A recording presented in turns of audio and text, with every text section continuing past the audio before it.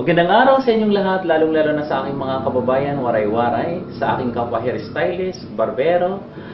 Guys, may napapansin ako sa aking mga kaibigan o kakilaling may-ari ng beauty parlor o salon na walang exhaust fan.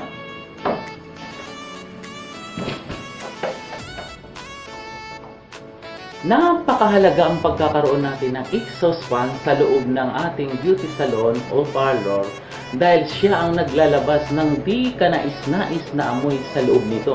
Halimbawa, nagkukulay tayo, nagre-rebond tayo, napakatapang ng amoy nito at iikot lang ang amoy nito sa loob at hindi ito maganda sa ating kalusugan.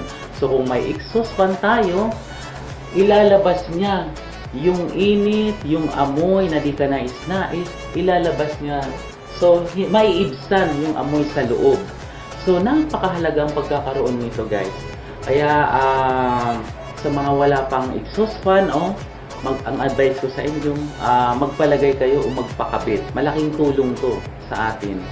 So, guys, pag hindi nyo namang ginagamit na, tapos na kayo, halimbawa, hindi kayo nagkukulay, hindi na kayo nagre-rebond, pwede nyo na ang isara o i-off niya yung exhaust fan. So, ngayon naka-off na siya. So, halimbawa, tatakpan nyo na siya. Dahil ito kasi may mga butas dito.